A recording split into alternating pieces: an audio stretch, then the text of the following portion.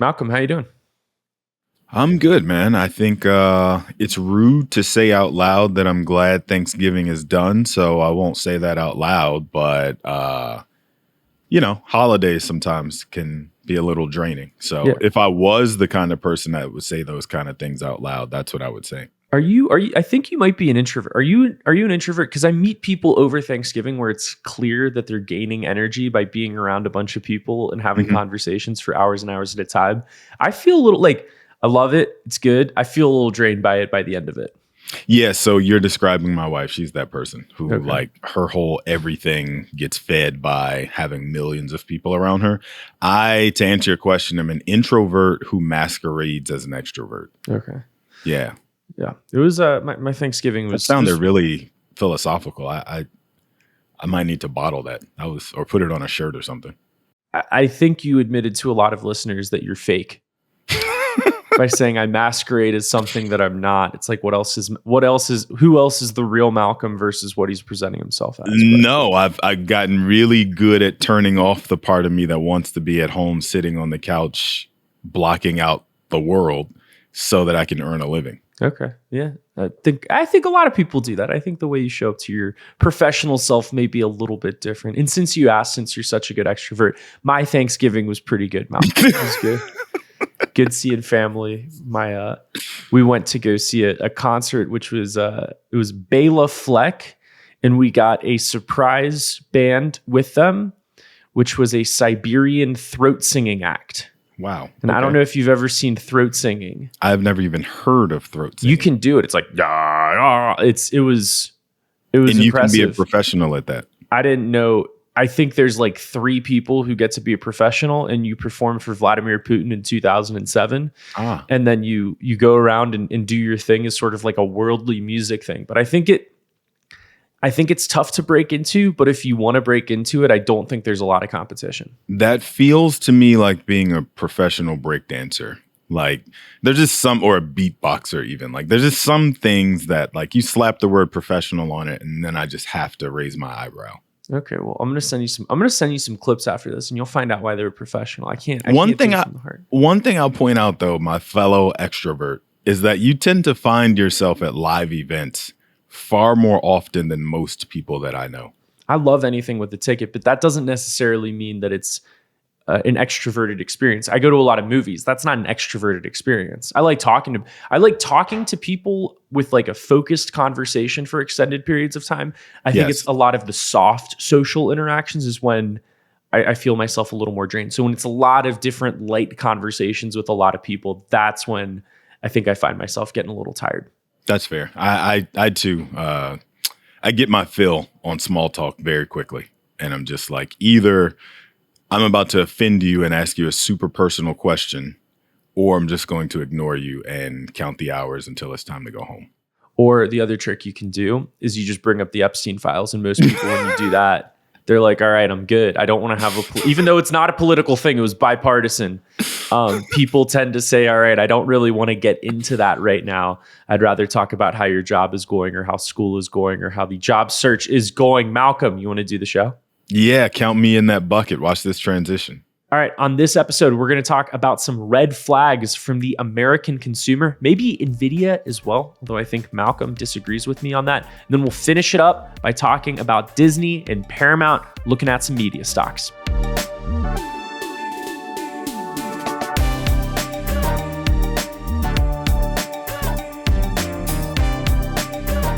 So normally, the big story, would not be a poll of 280 people, Malcolm, but I thought this was pretty shocking. We were talking about this a little bit early last week, and it was a Harris poll of high-income Americans. So of this subsect, they talked to about 300 people that were earning $200,000 or more.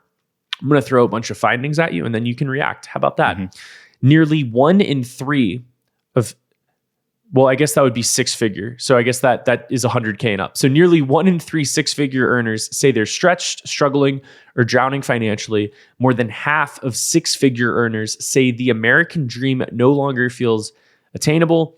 And then this was the most shocking to me. And this is the 200,000 income cohort. I should have put that at the beginning when I went from 200 to 100. I hope you're following me with the math. But this group makes $200,000 a year. And about half of them say that they have used buy now, pay later plans for purchases under $100. That one was really surprising to me. I find that amazing. And also, I hate to sound judgy in saying this, but I find that amazingly sad. Because BNPL, I appreciate BNPL because I would not have a Peloton treadmill sitting in my garage if it wasn't for Affirm. Like literally, I was looking online. I saw that I could get a Peloton for, I think it was like $59 a month or something, 0% interest. And that was that. It showed up at my house within like a week. And I was like, oh, this is great. This is the best like transaction I've ever made. I've never used it since. But that thing was like $4,000 or $3,000. It was something ridiculous like that I never would have spent on a treadmill under normal circumstances. So it did its job in that case. It helped them sell the inventory. I was willing to take that because in my mind, 0% interest means you're paying me to take the thing off your showroom floor. So a big ticket item like that, I'm more than happy to take it. But I couldn't imagine using that same structure to pay 15 cents a month for a purchase of $100 or less. That just seems insane to me. However, I guess if I don't know how to manage my cash flow properly and I want to continue to look like a person who earns $200,000 is supposed to look in my mind, then this is my lifeline and the thing that helps me continue to flex at brunch and everywhere else that I go that people ooh and ah over the thing I just bought. My first reaction to it was, I wonder if these people are lying. Like, is this a legitimate poll? Because, I mean, I remember this was... Would you confess to something like that if it wasn't true, though? I know. It was like, okay, so this was back in middle school. Shout out Loveland Middle School. They would do these polls where they would ask everyone in the school, what drugs do you do? Which they were trying to get an accurate sample to see how the drug education was working. But then they ask me, and I want to look cool. So I write, pot, LSD, heroin, cocaine, every single drug that I can think of. So I could just like soil the water a little bit. I think they took it out, but I guess they asked 280 people and they're using this for less than $100. I guess this is people in very high cost of living areas. You know, I was going the opposite direction with that. Okay. I thought when you said somebody's lying, you meant these people don't actually earn $200,000. That could also be true. Not that these people are lying saying they use BNPL. But the weird thing about the survey is that the people who say they earn $200,000 are using BNPL significantly more than the average American. So that could also be a case where I really hope it's not true, but it appears to be concerning. But I have read that, though, that one of the things that kept the BNPL bubble, if you will, from popping way back when, I think 2022 was when this was supposed to come to a head. The thing that kept that from happening was the higher than average credit worthiness of the users of BNPL systems. So Klarna, Affirm, whatever the other ones are that aren't as important as those two. Like those names, somehow, some way, I don't know how exactly they managed to skew in that direction to only work with the more affluent borrowers. But I guess maybe it's like if you have an American Express Gold or Platinum card, then you can also use BNPL. I don't know. But that logic would make sense then, that those are the heavier users because they're the only ones who can get approved for these platforms. So to put the bubble, the growth in context, I don't know if it's a bubble. Buy now, pay later. This is New York Times reporting, said that it was used for $2 billion in transactions in 2019 and $120 billion in 2023. My God. And the amount of like laws and regulations around this seem to be a little bit of a question mark. I don't see the advantage to doing this versus a credit card where at least you get travel points and you can, build your credit a little bit. I don't think that happens with buy now, pay later. Go ahead. Well, BNPL, I just saw an announcement January, February of this year. Affirm, at least, is now reporting to your credit bureaus if you want them to. And so people are using this the same way they're using the credit card, to your point, but now you're actually getting credit toward having a good score, building your credit score by using these types of platforms, which I guess cuts both ways, right? You don't actually make good on your monthly installments at some point, and all those Shein purchases come crashing down, and now you got a 600 credit score. Other finding from this survey is that the majority of people making at least $100,000 a year agree with the following statement: I make six figures, but it doesn't go far where I live. I wonder if is this something you see in your practice, Malcolm? You're talking to tech people, they're generally high earners, but they're just having the feeling that they're really struggling financially. Not as much, because, right. So when we say six figures, that's a very, very wide delta, right? That's 100 anyone who makes to 900 is a lot. Yeah. And so I think it's the people in the middle who actually feel like there's some there left at the end of every paycheck. It's the people at the bottom end of that 100, 150 that feels like they have more month than they have money. And that may be true depending on how much house you own, how much car you drive, how much education you paid for on credit, all those kind of things. And then the people on the upper end who, I mean, if you make $700,000, $800,000, $900,000, there should be something left over. The problem that a lot of the people that we talk to have is the taxes. They're just like, how can I get away from having six-figure tax bills when it's all said and done? But it's not necessarily help me. I can't figure out how to stop spending to a place that I can actually save some money. Before we get to the next topic, I really want to thank Amazon Music, because This Time is Different is a featured podcast on their business section. Amazon Music, we are happy to be partnered with them for cross promotion. I like listening to podcasts on Amazon Music. Malcolm, do you enjoy listening to podcasts on Amazon Music? I'm a Prime Video guy first and foremost. I'm an Audible guy second, and that counts. then Amazon Music. But I guess it's all in the same family. Okay, we're so happy to get some promotional juice from them. I'm really excited about this partnership. I don't have a whole lot else to add on this. I was going to do a bit, but I don't think it would be that funny. I'd rather move on to the next topic. Other retail story, since we're talking about spending in retail, is Abercrombie Fitch. This is a company I've been following for a while. I picked up some shares a little while ago when it really got killed, and this week brought me back into the green a little bit, because the shares shot up 30% on a quarter that was just a little bit better than expected.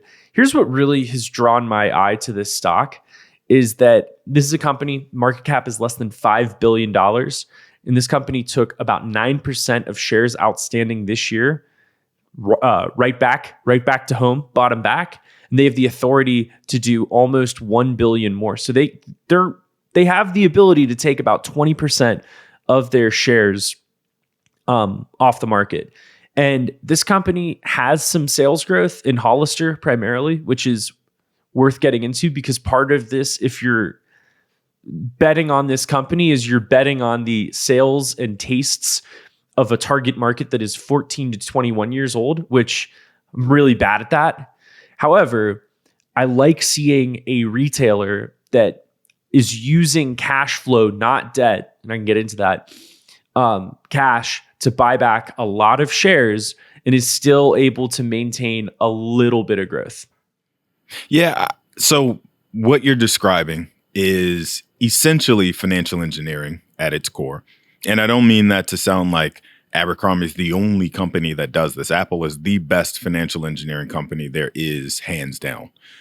One of the not best at it, I would argue, is probably Facebook on the other side, because they tend to buy shares when their stock is at all-time highs and not necessarily when it has these massive sell-offs like what's happening right now. But essentially, you're taking the free cash flow that you earn and saying, we don't want to invest in growing our stores. We don't want to invest in growing our online footprint. We don't want to invest in building AI agents to make shopping online easier and get more packages to people's front doors faster and cheaper and quicker and whatever. Instead, we're just going to buy back more shares of our outstanding stock, because as you just put together, the fewer shares there are out there in rotation, in circulation, obviously, based on the way math works, the higher our share price has to go. I don't really love that as being indicative of where the market is going, right? Because you have the people that'll argue retail is here to stay. There's nothing wrong with the consumer. You should invest in retail stocks like TJX and Target and Walmart and Home Depot and everything else ahead of the Christmas season because that's where they really make their money. Black Friday is Black Friday for a reason. And then you have the people like me that are on the opposite side of that say the consumer is in terrible shape. We just got done talking about how people who should be well enough off under normal circumstances are resorting to buy now, pay later to make regular purchases. And that means they don't have a ton of money to be spending at Abercrombie and wherever else. And so we should not be looking at those places and so depending on which side you fall on, you could see this as a positive. Maybe you see it as the company has confidence enough in their stock that they want to buy back more of it. I, on the other hand, say, if you were really that convinced that this was the time I should be investing in your company, you would be spending those dollars, as I just mentioned, building the best agentic AI bot to land on your website to help people shop this holiday season. So not agentic AI. I think they're still building out their e-commerce business. They're also going to build about 60 new stores this year, 40 right sizes or remodels. So that is key in this. I think that they aren't just trying to do a cash squeeze out of this, because where buybacks often go wrong is you have an executive who has a stock options target at a certain dollar amount. And so they will financially engineer the stock price to get to that amount come hell or high water. And that often includes taking out debt to buy back shares. And there's a lot of retailers, and it was specifically in the late 90s and early 2000s, that got in a lot of trouble for that, where we're not spending money building out our stores. Instead, we're going to take out debt to buy back shares of Circuit City. And because we haven't spent time or attention building this out, then the stock price craters, and it doesn't matter how much stock you bought back at all-time highs. You didn't deliver real shareholder value. But there are companies that have done this successfully over long periods of time. So you mean to tell me if I had $1 trillion pay package I was desperate to make good on, I might be in danger of taking out a ton of debt to buy back all of the shares in circulation just to hit my share price targets? No, he's going to do that. And he's talking about Elon Musk because... No, I'm talking hypothetically. I didn't mean anybody in particular. It's just so he can get control of the company. But I hear your point on, you want to find companies that have more attractive growth opportunities. But I think for, my portfolio, I have a couple of shots like that. And I also like the idea of, being a trust fund baby a little bit. I want you to buy back shares on the open market from traders and just hold on to me tightly, closely, hug me for the next 3 to 5 years as you try to grow my earnings per share through this financial engineering. And could be a bad thing, could go wrong. One way this goes horribly wrong is that Abercrombie continues to not grow, and Hollister loses its touch with younger consumers, which are a fickle sort of shopping cohort, I would imagine. The things that were cool 2 years ago aren't cool today. And now we're at a point, the Siberian throat singing act I told you about earlier in the show, Malcolm, they are familiar with 6-7. So you never know how ideas are going to grow and spread and what's going to be cool and completely known 2 years from now. But I think this is a company that the question is, can you keep your earnings stable while you buy back a ton of shares? I think the answer may be yes, and I could totally be wrong. That's why I'm not putting all my money into it. So, two things. One, I appreciate that you and I see this so differently because that's what makes a market, right? Like, you invest in companies that I would never even probably pay attention enough to make a buy or sell decision on, period. And that's what makes a market. Like, two things can be true at the same time. And as long as we all think about it that way, instead of all crowding into the same 5 trades, then we don't have what's happening right now in Bitcoin, where the share price has basically got cut in half. The price of a token has basically got cut in half. And I get all these frantic messages from strangers that are asking, what should I do now? That's one. Two, I think you might be changing my mind slightly about this one particular company, because I do think that it's specialty retail. And I believe that the nichier you are, the better shot you have at drowning out, or not drowning, but not getting lost in the shuffle or lost in the shadow of like Nvidia or Google. Because those are the two companies dominating all of the headlines right now when you talk about market news. So if you are super niche retail like this, then you do know who your target audience is. You only have to focus on serving your target audience and nobody else. Anybody who can't fit into our cut of jeans, well, we're not talking to you. And that's fine. So I do appreciate the nichiness of this particular retailer. They've gotten a little bit better about that. They sell some jeans that are a little bit bigger now. Okay, well, they're not Wrangler, so yeah. Let's go to your side of the market then. You want to talk about some AI stuff, because I think we have to. I think there's a narrative turn on AI. This is my CNBC question, Malcolm. Is the narrative turning on the AI trade? Because I think it is. I think fund managers used to have to answer how they were investing in AI. And now I'm getting the sense that if you're investing other people's money, you got to answer how you're protecting yourself from a bubble. Yeah, I actually don't think that's happening. I think that there are a lot of people who are considered the smart money who have a wide enough following and a wide enough audience that they are scaring retail investors who are concerned that the next 2008 style crash is coming for them and they want to be out in front of it. And the reason that I say that so confidently, the one true thing that is the metric that I use to make this determination, which means immediately after I've said this, it's going to be 100% wrong and go the other direction. But the thing that supports my hypothesis is the VIX, the volatility index, in comparison to the price of Bitcoin. So Bitcoin to me is the one true direct gauge on what the retail investor feels and believes. The fear and greed index for retail investors is Bitcoin. Like I just mentioned, it's been cut in half basically over the last few trading weeks. However, the VIX hasn't spiked at the same rate.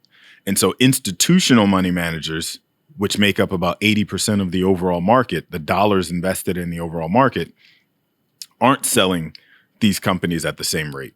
And that says to me, we're about to see a shift where the institutional manager who has been on the wrong side of this trade for too long, like the last stat I read said something like 23 or 25% of all large cap strategies out there in the market include Nvidia.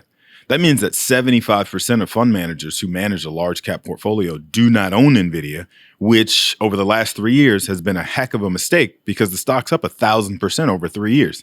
So this is the opportunity for those money managers who have been caught out to actually go and start to buy those shares at a attractive valuation you haven't seen in quite some time, because as the company's growing earnings, I think their last quarter, they just put up like $57 billion. The share price is also coming down, which means its forward earnings multiple is also coming down toward that of the S&P. So now it looks more reasonably priced in comparison to the overall market. And so in my opinion, this is the buying opportunity that institutional money managers are going to seize on, and you're going to see these AI names start to turn a corner. So speaking of AI names, and I want to get to Nvidia a little bit more in a sec. How about Oracle? This was in the Financial Times by Bryce Elder. I thought this was incredibly interesting. September 10, Oracle announces a $300 billion deal with OpenAI. The question is OpenAI like the Madden curse? You get a deal with OpenAI and it turns out to be a bad idea. So September 10, Oracle announces a $300 billion deal with OpenAI. Since then, Oracle stock has shed $315 billion, and this was as of November 18, so check me on it, in market value. So that to me looks like it could be a narrative turn if the market is not exactly celebrating deals with OpenAI, which is one of the biggest names in AI. Is that a narrative turn, or have we just decided that we don't want to carte blanche across the board anoint all companies that are supposedly leading the AI charge, right? So investors have started to ask more thoughtful questions. It's the whole reason that Sam Altman got pissed off at Brad Gerstner and jumped off the podcast. We talked about it in a previous show. So context for that, if you didn't listen to the previous show, Brad Gerstner is a tech investor who's so much more than a tech investor. And He's interviewing Satya Nadella, CEO of Microsoft, and Sam Altman, who runs OpenAI. And he was basically saying, you make a few billion in revenue. I think it was, is it 10, something like 13. that? 13. Thank you. And that was remembering a number off the dome, 13 billion in revenue. And you want to build $1 trillion in AI infrastructure. How are you justifying that?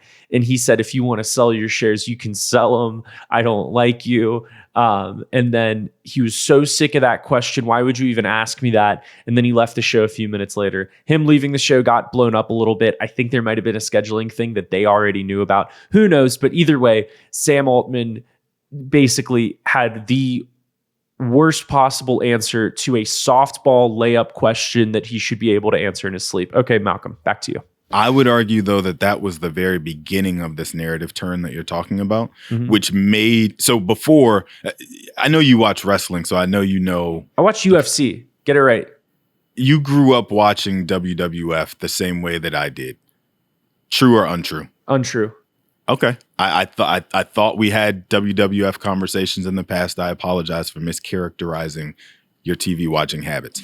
Anyway, in the world of wrestling, there is this term that the wrestlers use called kayfabe, which basically means, see, now you know what I'm talking about. We all suspend our disbelief together, even though we know it is literally impossible for this guy to lay here helplessly while someone else does 8 somersaults off the turnbuckle, lands on top of him, and then the guy who just got assaulted basically in the middle of the ring somehow musters up the strength to jump up, move out of the way, and pin this person to the ground who just did the 8 somersaults, so we know how athletic they were 20 seconds ago. But we're willing to cheer for it, watch it, love it, everything else, until we turn about 18 and we say, I'm too old for this. And that's basically what was happening in the market when we talked about AI and all the mega cap tech companies. We were all willing to suspend our disbelief until one of the insiders, this is the equivalent of The Rock getting on TV and saying, hey guys, you know that thing I've been doing for the last 20 years of my life? It's all fake. That's basically what happened here. And that's the reason that you feel this vibe shift from investors who are saying, well, maybe I should be a little bit more discerning. Maybe I should scrutinize these guys a little bit more. Maybe I won't be a pariah if I happen to get on an earnings call and say, how'd you get that number? And that, I think, is what is happening now to certain companies, especially the ones that are having to load up on debt in order to make these dreams come true. And for this conversation, maybe it's a good thing that OpenAI is private right now, because I think if they were a public company right now after that vibe shift, it would have been, I don't think their stock price would have stayed going up and to the right or even stable. I think there'd be a lot more people maybe running for the exits on that specific company. Yes, but I and a lot of other people have fully expected them to come public in 2026. Yeah. And their CFO most recently was in, I want to say October. She was publicly saying out loud, I don't know if we need to go public next year. I don't know if that's going to happen. Maybe not. Probably not. Could happen. I don't know. And that, again, was the market saying, wait a minute, we had this agreement here tacitly, and now you're breaking that agreement. Didn't she also float the idea that they need a government backstop? And then, CFO which means then and this is a person who has public company experience, right? It's not her first time. She's not a startup CFO who happened to be attached to this rocket ship that just went out of control and she was out of her depth. Like, this person has been a public CEO for years and years. So she knows very much what you are and are not allowed to say out loud, just musing to yourself and also in front of an audience. Shout out Sarah Fryer. Okay. The other part of this narrative, you talked about Nvidia earlier, and I read a Substack that had me on the edge of my seat a little bit. It was from Shanaka Anselm Pereira, and he wrote basically accusing Nvidia of having major, significant accounting issues. And this breaks down to a few things. Give me a sec. Customers are taking longer to pay Nvidia for their chips. This might be a problem with a lot of the circular financing deals, which is the days sales outstanding. We've made a sale and we're waiting on our customers to pay us back. That is growing. And this writer believes that Burry's short implies a conviction that Nvidia's stock will fall within 4 months, which is when these aging receivables or IOUs back to Nvidia would basically force Nvidia to make some accounting changes. So he's asking, why is it taking longer for Nvidia's customers to pay them back? The other question is, Jensen Huang has said, demand is insatiable for our chips, for our GPUs, our graphics processing units. Then if that's true, why is your inventory growing by about a third from just the previous quarter? The other questions is he thinks there was some smart money, and I'm putting smart in quotations here, exits that kind of lined up around the same time. Michael Burry, Peter Thiel's fund, SoftBank, and then also concern with the circular financing, specifically with XAI, where, and we've talked about this on the show ad nauseum, but Nvidia invests in sort of a shell company, outside company whose main purpose is buying Nvidia chips for the other company. And so then Nvidia is able to basically book sort of, we have more equity on the books and more revenue on the books. And this could create a tailspin. The inventory questions, customers taking longer to pay them, and all at the same time, the cost of compute for renting these chips, he found, is also going down. And he's very concerned, as he should be, because if Nvidia goes down, this is what has been driving the market a lot. And I'm not supposed to say this on a podcast. I'm not smart enough to know if this guy is right, but it had me drinking my coffee a little quicker, Malcolm. So I mean, there's a lot there. Should I have gone one by one and let you respond, like a call and response type of thing, or do you? No, this isn't a court of law. Argument? This is not a court of law. The one thing I will say, just to make sure that journalistically we are on the right side of right, shell company, no. Holding company, yes. Holding, thank you. Thank you for that. I meant holding company the whole time. Maybe our engineer, Tim Sparks, will just have me saying holding company, something like that, to really make it clear that I meant something else. Thank you. But aside from that, I'm going to pull out the one key piece of this that I think should matter to investors listening to everything you just said, which is the question of why is inventory growing by 32% if there is also insatiable demand from all of your customers for the thing that you sell? And the thing that I will point out, I'm glad that this was part of the analysis, because this is what I have been on TV saying to viewers for over a year, is the only dynamic that matters as far as Nvidia is concerned. This is the one key metric that you should be paying attention to. You may even want to pull over your car and write this down if you're listening to this on your way to work. For the last 2 years, Nvidia's receivables have been twice the size of their inventory, which means that they have 2 times the amount of demand than they have supply. So as you're seeing inventories grow, you're also seeing the accounts receivable line grow for this company. And that makes sense when they just reported that their revenues grew. I think the number was 62%, if I remember correctly, year over year, which means then that everything is growing in the right direction. It's literally going up and to the right on a chart. The one exception to this, which did jump out to me the last time I did this quick analysis to make sure that I still want to be a shareholder, is that 2-to-1 ratio no longer exists as of the last quarter. It's something like 1.8 over 1 instead of 2/1. So still not anything significant enough to make me want to jump out of the shares and say this whole thing is coming to an end and there's not enough there in the trade. But I will admit it got my attention and it's something I'll keep an eye on. But one data point doesn't make a trend. So you are not ready to hit the panic button, and you wanted listeners to pull their cars over for a fraction going from 2 to 1.8. I don't know. No. I want them to focus on that one metric with me, because in my opinion, that is the thing that tells you whether demand has shifted over to Amazon and its Trainium chips, if it's gone to the Google Gemini camp, if it's gone to the Broadcom camp, if it's gone anywhere other than Nvidia is the one true love of all of the AI build out. That's where you'll find the answer. Okay, so don't you can get back on the road now. you can turn off your emergency lights, put away your notebook. because I got some word vomit on. Or is there anything else on the AI stuff you want to chat about before I get to the next topic? I thought this was breaking news, and you just yawned in my face. I don't think it was breaking news. You said 2 to 1.8. It's all right. Yeah. I thought I was giving the cheat code on how you know when it's time to sell your Nvidia shares, and you just said, Yeah. But you didn't give the panic button number. What's the panic button number? 1.5, 1.8. Well, I think the next 2 quarters, if that trend line I mentioned starts to go back down instead of up and to the right, that's where I start to get concerned. So yeah, if we go to 1.5, 1.6, and then down again to 1.3, 1.2, that is concerning to me. You gave the ingredients for the recipe, but you didn't give the cook time. I apologize. To continue the overwrought metaphors of this. Thank you, Chef Ramsay. I missed that part. Yes, Chef.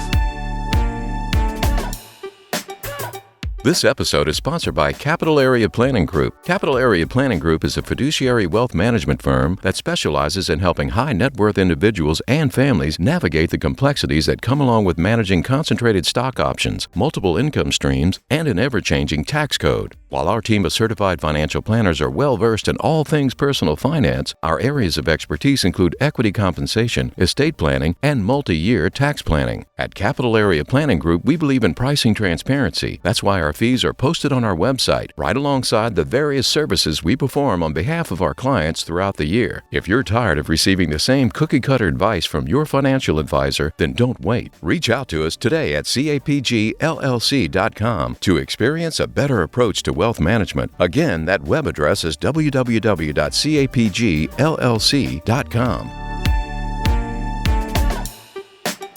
I want to talk a little bit about Paramount. I've been threatening to talk about Paramount on the last 3 shows. I think we talked about it on the first show. But today, as we record this on Monday, as you listen to this, the bids will already have been submitted.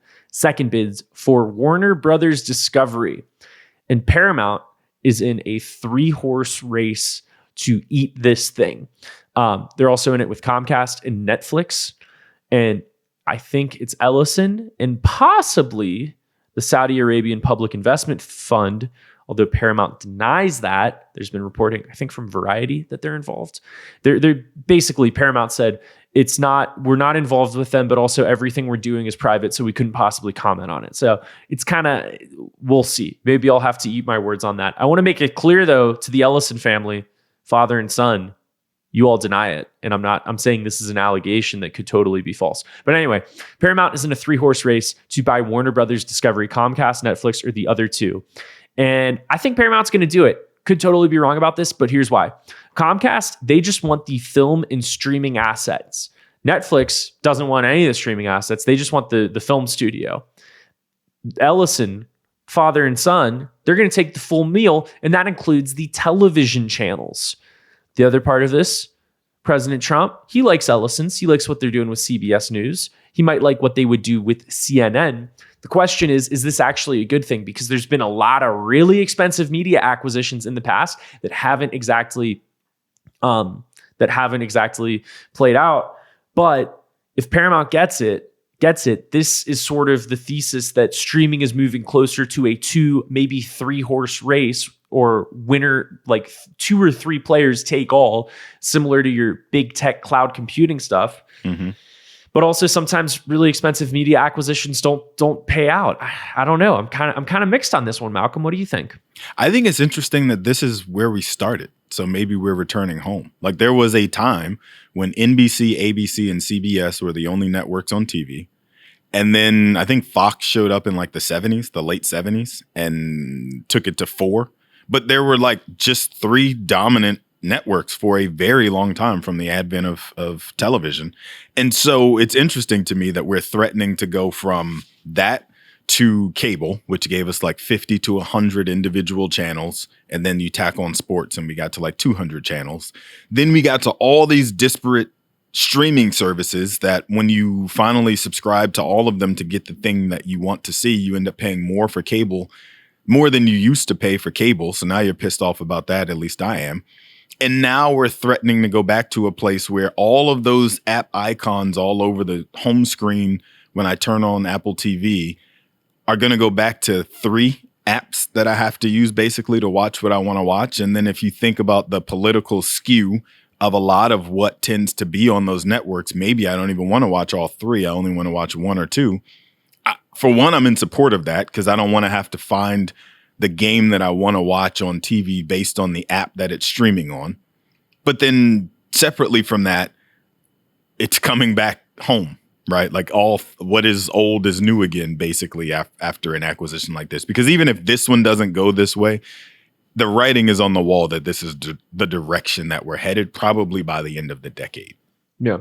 And I think it will go this way because you have the political side. And also, if I were on the side of Warner Brothers Discovery, do I want to deal? And maybe the answer is yes. Maybe these people are wolves who just like making deals.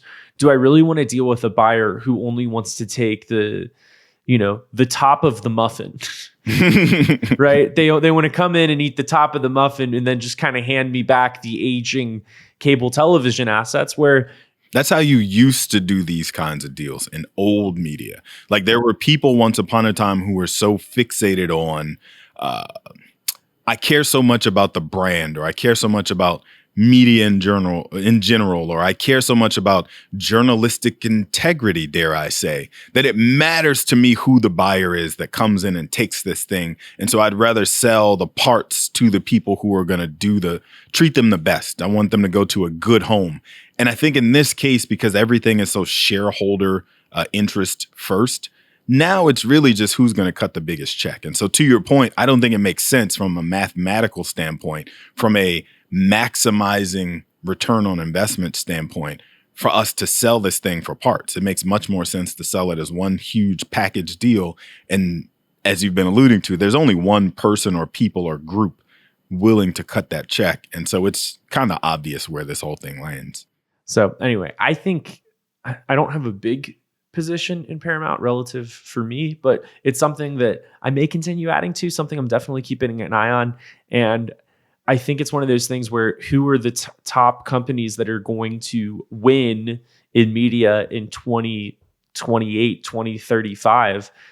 And it seems to be rolling in the direction of Paramount a little bit. As somebody who was so invested in when the heck is Landman coming back on TV, I'm just going wherever Taylor Sheridan's going. So I don't care what network wins in the end, as long as they allow him to keep making great cowboy content. So you've got Paramount until 2028, and then he'll see you over at Peacock unless Peacock gets eaten up as well.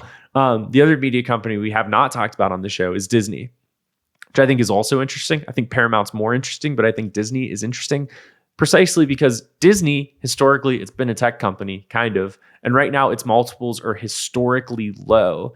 And when you look, I've been watching this YouTube series called Defunctland about the history of Disney animatronics. I think it's really interesting. But one of the themes of this is that Disney has always moved in cycles.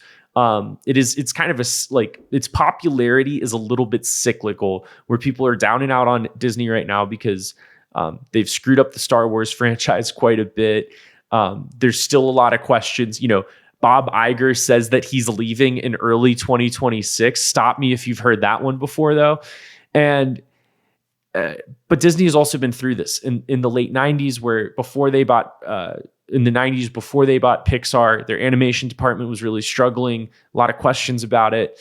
And right now I'm looking at it precisely because Disney is in that sort of down cycle in terms of popularity from investors. Its price to book value, if that's one way you want to look at the value of all of its characters and IP, historically lowish, around 1.8. But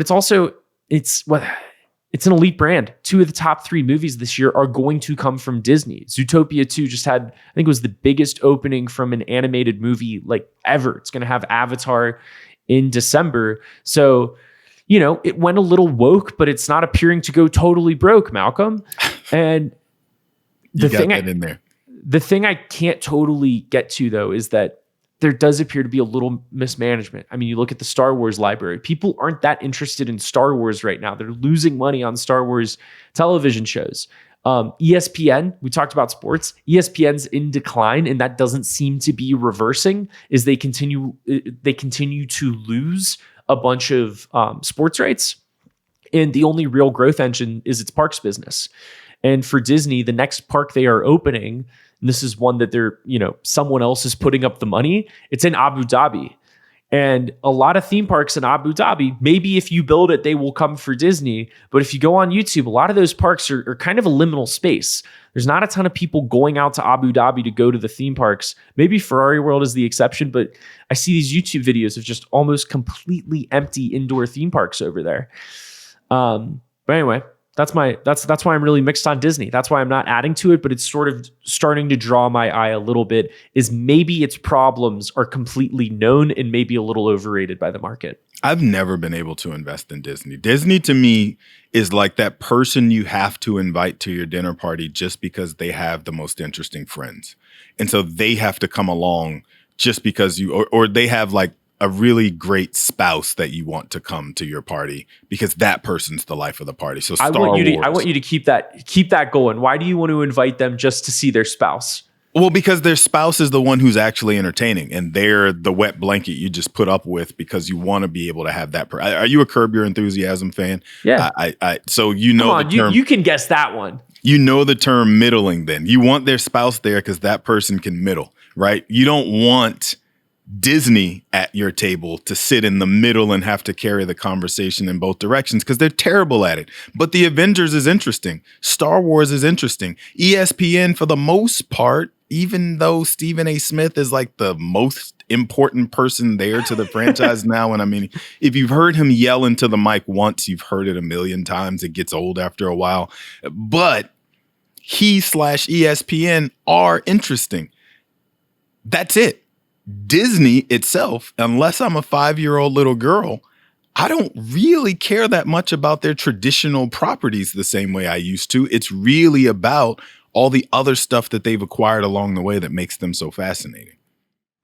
No, Disney park attendance is doing just fine, and adults are included on that. That is you personally, Malcolm. You are not getting your mouse ears and going down to Florida or Shanghai Disneyland or Tokyo. Well, I might Disneyland. have to as the parent of a 5-year-old little girl. Okay. Well, is she interested in Disney? Oh my God, yes. Okay. Well, if you're not the target market for it, and I'm the target wallet for it, though. Yeah.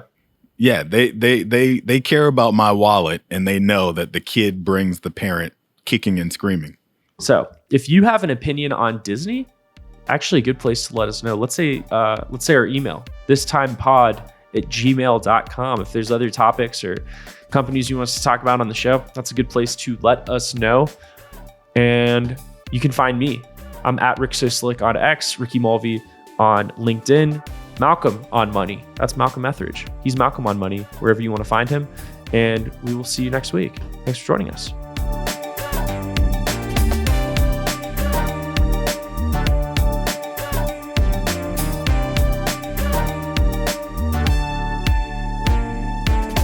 Information shared in this recording and by its guests represent the views and opinions of the guests and does not represent the views or opinions of the host. This content has been made available for informational and educational purposes only. This content is not, nor is it intended to be a substitute for professional financial advice. It is always recommended that you seek the advice of your financial advisor or other qualified financial service provider with any questions you may have regarding your personal financial situation.